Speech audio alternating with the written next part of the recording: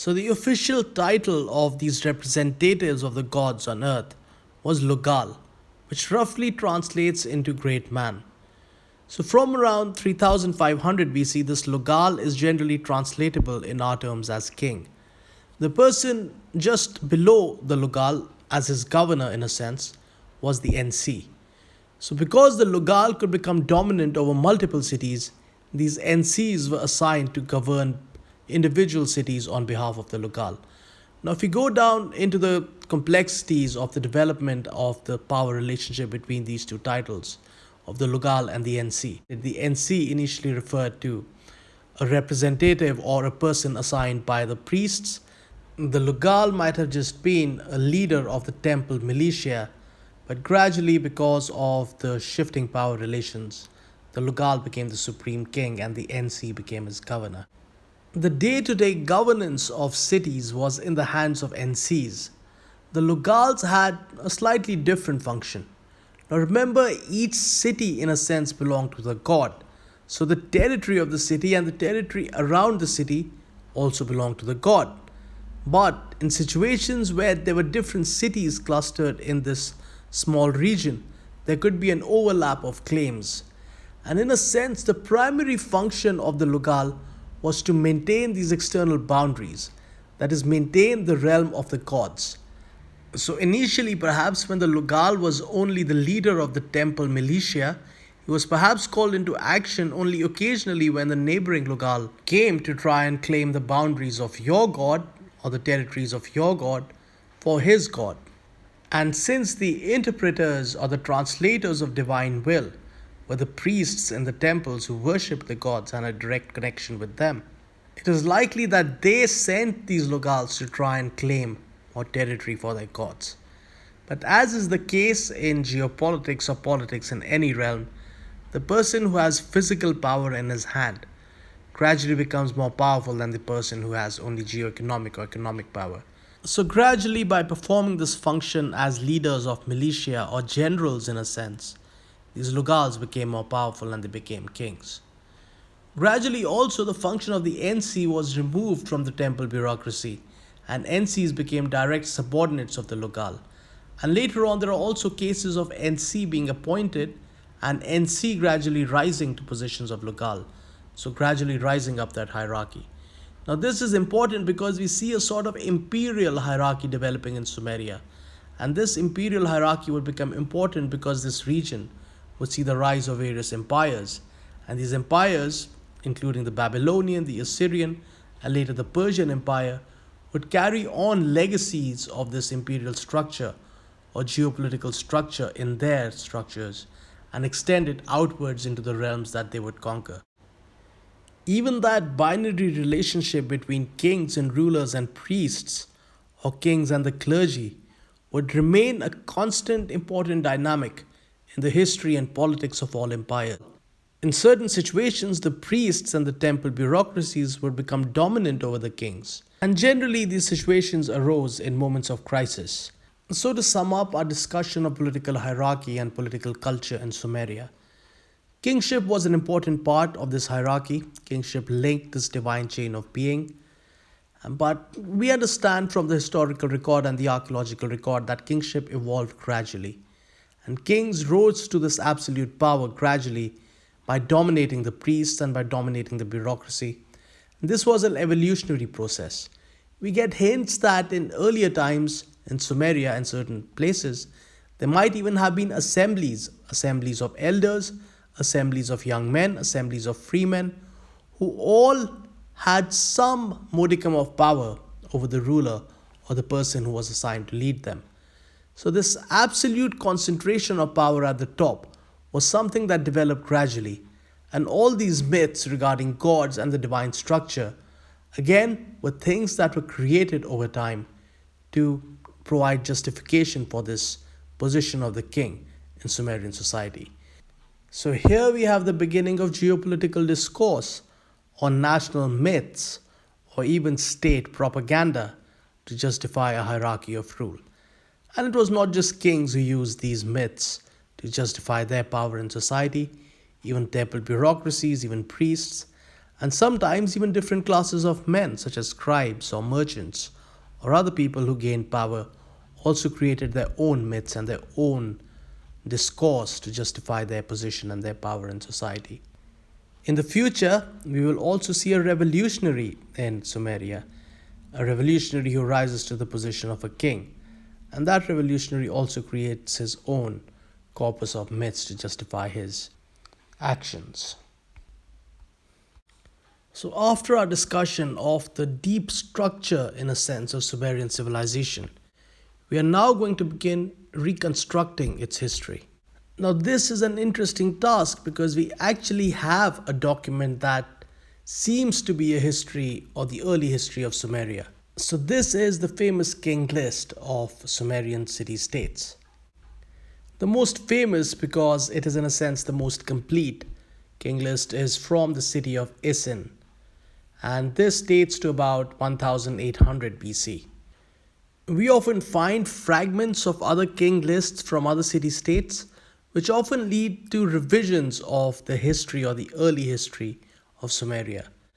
So, this is an active subject of debate in scholarship about the Sumerian civilization. So, you often find variances in interpretations of different reigns of different kings by different scholars. So, we are going to avoid that and we are going to present one linear account of Sumerian history. So, in all king lists that we have found so far, there is one common factor that divides Sumerian history into two periods: a history before the Great Flood and a history after the Great Flood. This is interesting because we actually have found evidence of floods in different cities. So rather than one great flood which has destroyed all Sumerian civilization at one particular time for which we have evidence, we find strata of abandoned periods in the archaeological record of various cities such as Ur, Kish, and Shuruppak, which shows that these cities might have faced flood events individually. And later on, once Sumerian civilization came together into this common culture, the memories of all these individual flood events might have coalesced into this one common foundation myth of Sumerian civilization. Now, I have also hypothesized that this flood event might be a memory of a still older geological event dating to about 10,000 BC, which might have destroyed an ancestral civilization of these Mesopotamian people. But let us leave that for another time. But it is interesting that we actually find evidence in other inscriptions on other artifacts of some kings who are named in the king list. These are kings such as Enme Baragasi and Mesanipada of Ur, who actually play important roles in some of the foundational myths of some of these city states. And many of these characters, in a sense, come together in what we might call the foundational myth of Sumerian civilization, which played a role similar to the Iliad for the Hellenic civilization many centuries later, the Epic of Gilgamesh. In the foundational myth and also in some king lists, this Enme Baragasi, whom I spoke about earlier, is the father of a certain king by the name of Aga, who was the king of the city-state of Kish, which was identified in a sense as the supreme city-state which ruled over the other city-states of Sumeria. It was said that after the flood, kingship had descended to Kish, and that is where the supreme king of all the Sumerians reigned. Now, during the reign of Aga, Gilgamesh was the Lugal of Uruk, which was another important city-state. At this stage in Sumerian history, Lugal most likely meant leader of the temple or city militia, or in a sense a general of the army of the city. There is another story from Sumeria which is called the legend of Aga and Gilgamesh, in which Aga, the supreme ruler of the Sumerians, king of course of Kish, summons the people of Uruk, especially the young men, to dig some wells and clear the canals of the land, which are of course important for irrigation, and one of the duties which the gods have assigned to the supreme ruler or the representative of the gods on earth. Now, Gilgamesh, who is the leader of the army, which is most likely composed of the young men of the city, opposes this and refuses to answer to Aga's call. The older men of the city, most likely representing some sort of a senate, which also represented the temple bureaucracy, try to convince Gilgamesh to follow his duty and answer the call of the supreme king of Kish, who has the rightful authority to summon the young people to do this important work for the land, which is, in fact, in keeping with the divine order of things. But Gilgamesh refuses to listen to this assembly of older people, and he in fact goes to this other assembly, an assembly of younger people, which shows the political complexity of Sumerian city states. And in this assembly, he makes a speech. He calls his younger associates to action, and he speaks of the injustice of a king of Kish demanding that the people of Uruk come and answer his call and labor for him. Instead of doing that, he decides to go to war against Kish, and the young people of the city back Gilgamesh. Among the young people who make up the army of Uruk is Gilgamesh's closest friend Enkidu. Now, in the main story of the Epic of Gilgamesh, Enkidu is represented as a barbarian. So it is possible that Enkidu was one of these people who belonged to one of the Ordos cultures, who was in association or in relationship with the city of Uruk, and who lived in a sense on the periphery and supplied mercenaries of some sort to the main army or the main forces of this city of Uruk, and who bolstered the manpower of this city, which allowed Gilgamesh to go to war against Kish. And so the armies of Uruk marched to war and lay siege to the city of Kish. Now, Kish, like any self respecting city of Sumeria, and of course, this is the capital city in a sense, has great walls. So the siege goes on and on and on, until finally Enkidu rises to the occasion. So during one battle at the gates of the city of Kish, Enkidu with his special forces breaks through right to the center, where they find Aga the king, who is leading his forces at the gate. And they kidnap the king and take him to Gilgamesh. Now Gilgamesh is a hero and Aga is a noble king. So instead of this battle and this story coming to a brutal end, Gilgamesh and Aga talk and decide that a time for change has come in the political order of Sumeria. The supreme power of Kish will now pass to Uruk, and Gilgamesh, in a sense, will become the supreme king of all of Sumeria. But the symbolic power, the symbolic role of the king of Kish would remain and would remain recognized by all Sumerians. In this, we would see an emerging precedent. Now, in the future of Sumerian geopolitical order, whenever one rising king or one rising power wished to challenge the authority and supremacy of the old or entrenched power, he would go to war. He would go to war, and the victor would get the right and become the supreme king of all Sumerians. And once he was victorious in war, in addition to kingship or kingship over all Sumerians passing to the city of the victor, the king would also take the additional symbolic title of the king of Kish.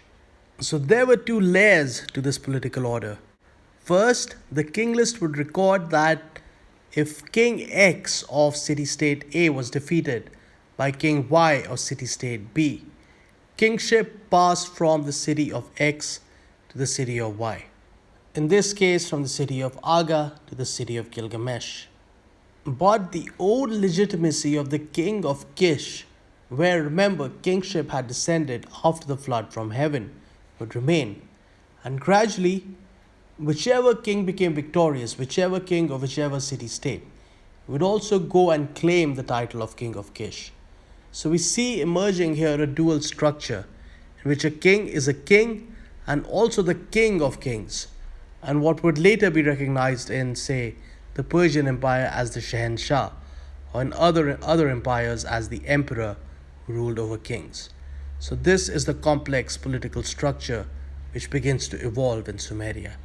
But from the legends and correlating the legends with this king list and the events that we can ascertain from the archaeological record, we get an idea that this rise and fall of city-states wasn't just dependent on one monumental war.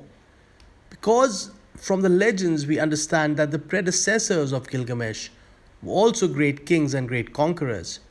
So, one of his predecessors was a great king called Enmerkar, who was perhaps a great builder because the myths record him as being a builder of Uruk, so he perhaps expanded the city and built new city quarters. He also got into diplomatic negotiations with a faraway city known as Arata, which was so far from Uruk that it was said to be separated by seven mountains. Interestingly, the negotiations between Enmerkar and the king of Arata are regarding trade and the exchange of certain products which are available in each other's lands. So, this shows the importance of trade and exchange and the various world systemic processes that we have been speaking about in other lectures as well. Enmerkar's successors were Lugalbanda and Dumuzi. Lugalbanda was said to have successfully resisted an invasion of the Elamites of the east of the Sumerian heartland. So, also a great king and a great achiever. Dumuzi was recorded in various legends as Dumuzi the shepherd, so perhaps he was recognized as a king who provided some kind of justice or prosperity to his people.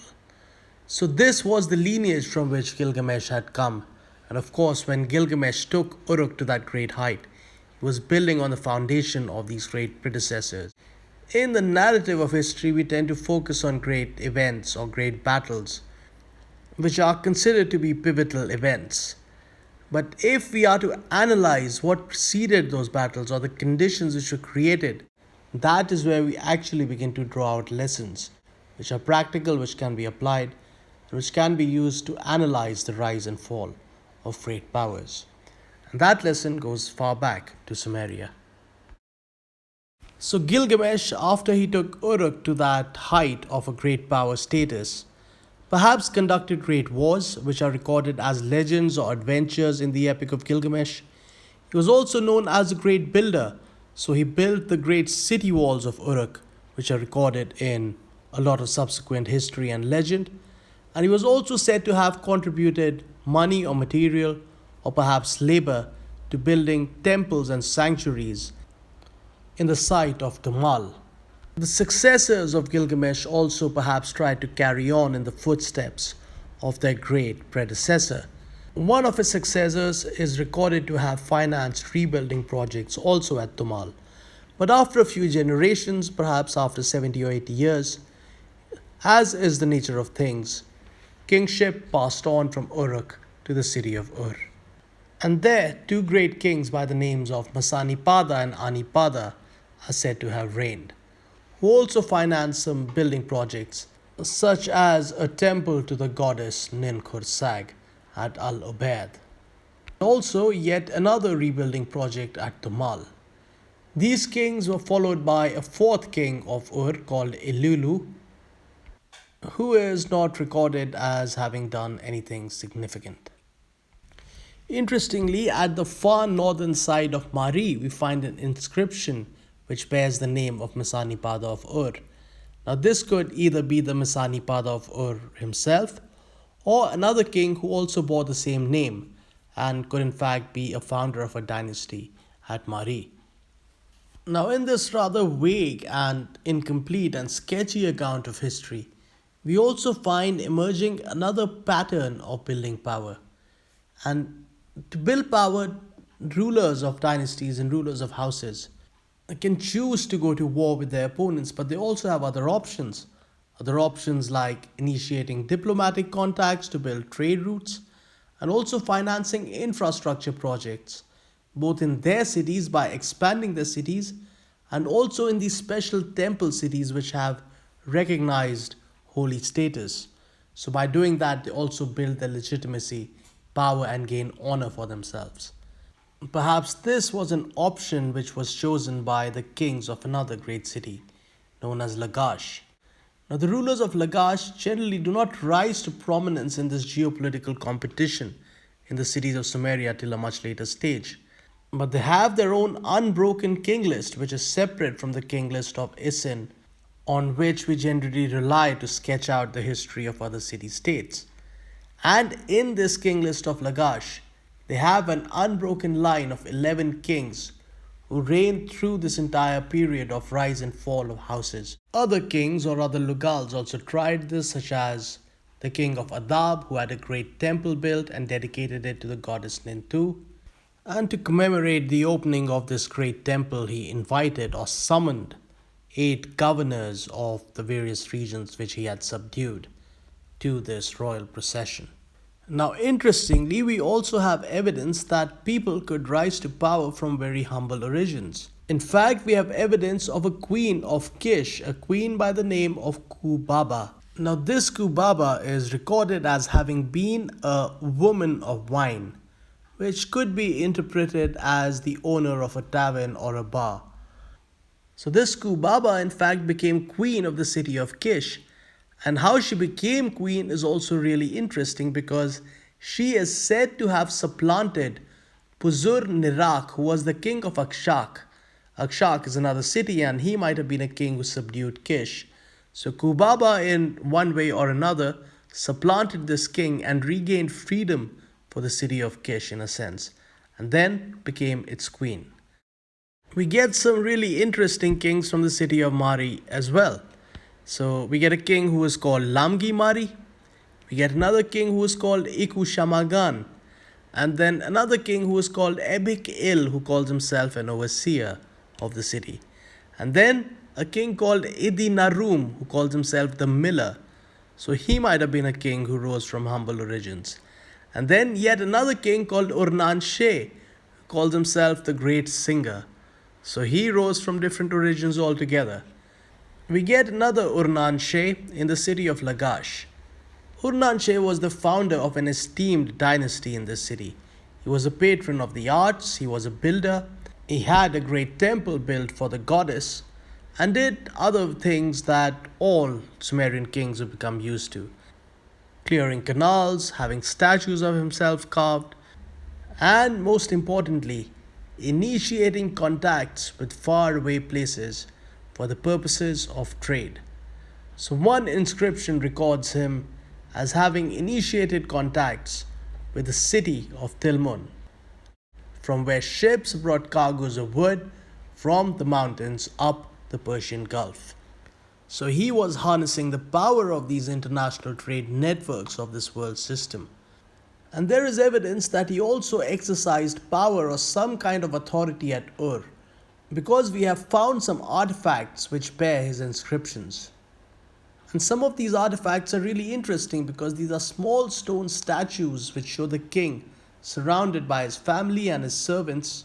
So he is trying to cultivate an image of himself as this great protector or a great shepherd of his people.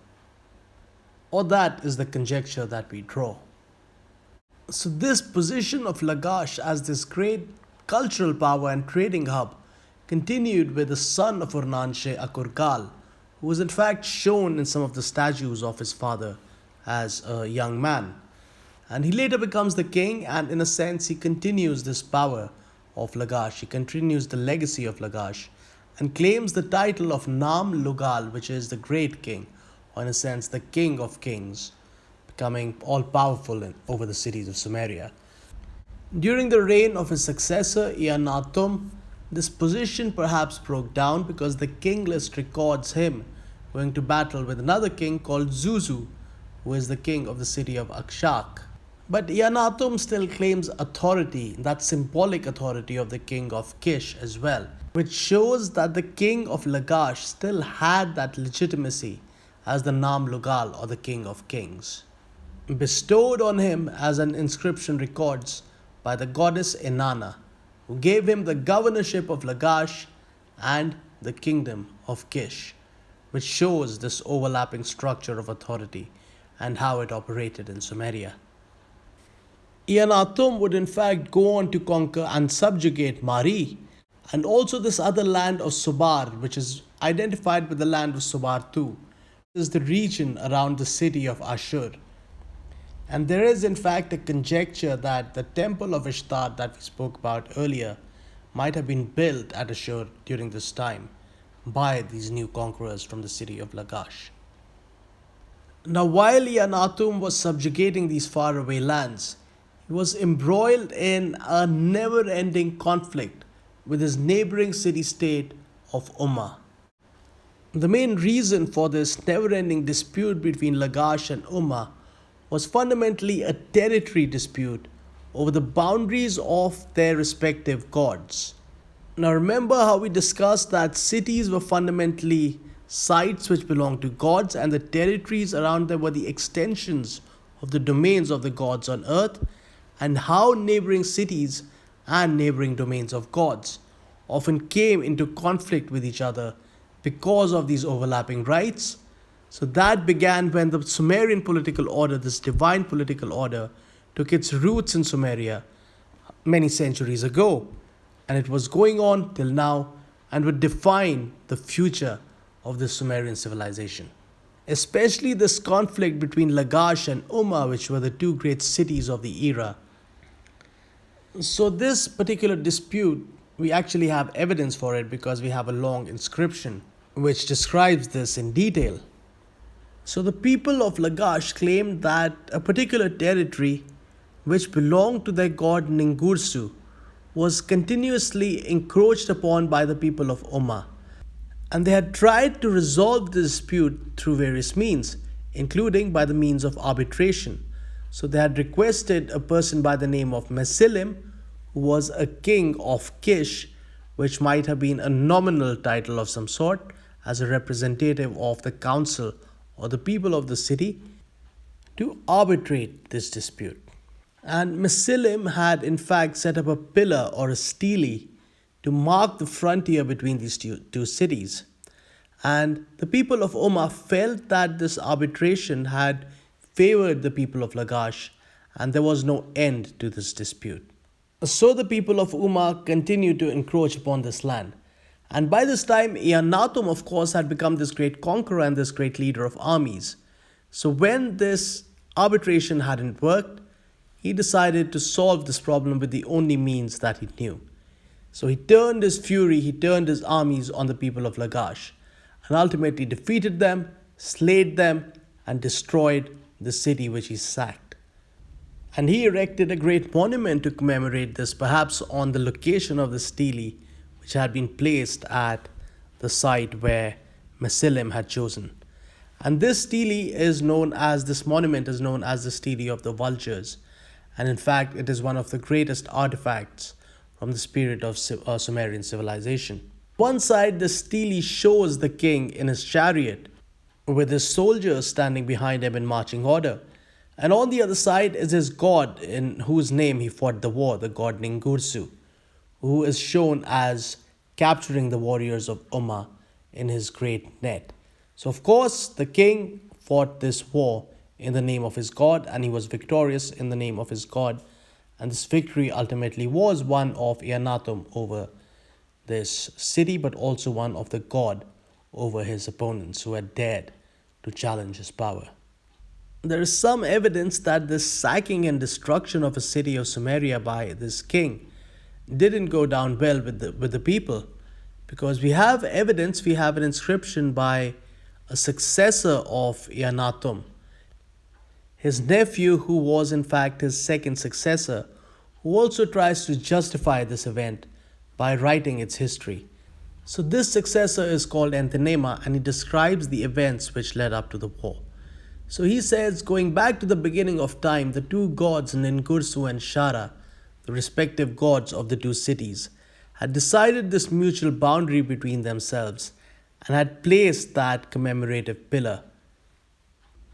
But a person by the name of Ush, who was the governor of Umma, removed that pillar and encroached upon the land which belonged to Ningursu, the patron god of Lagash. So Ningursu commanded resistance, and he had commanded his general Ianatum to fight with Ush, defeat him, slay him, and claim the territory that belonged to him. So this Ush was defeated, and a new king by the name of Enakali, a king or a governor, was placed at Umma.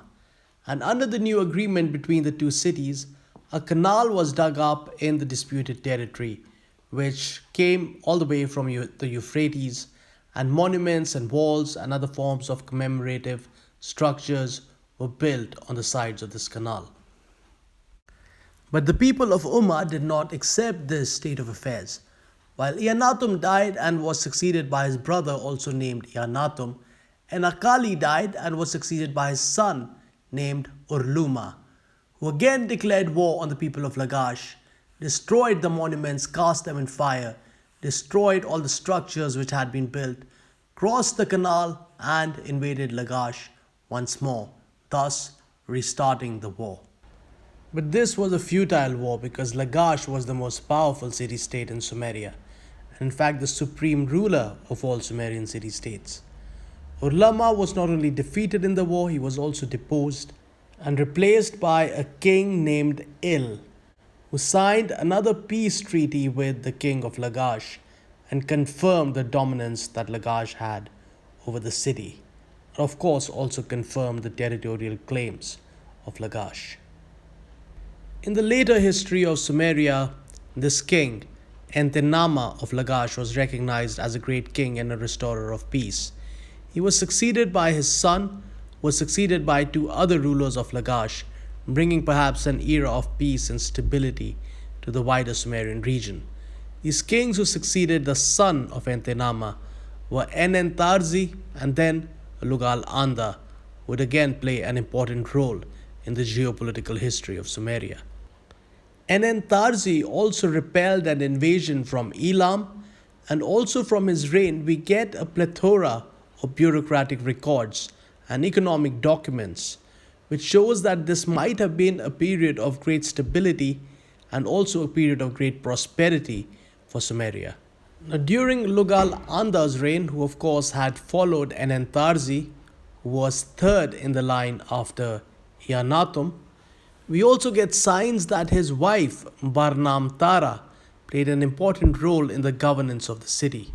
And she would take up the role as a priestess of the goddess of the city, which again in later history of Sumeria and Mesopotamia would become an important position for women and for female members of royal houses. So there is this constant evolution in the political structure of Sumeria, in which each preceding generation contributes something to the successive generation, which should make the successive political order of Sumerian civilization.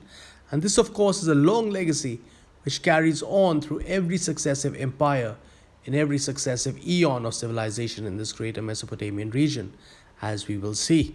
Now, for 4 generations, Lagash had been this great center of power in Sumeria. And in fact, the power of Lagash had extended beyond the traditional boundaries of Sumeria into greater Mesopotamia. And in fact, this empire of Mesopotamia, in a sense, was created first by the kings of Lagash.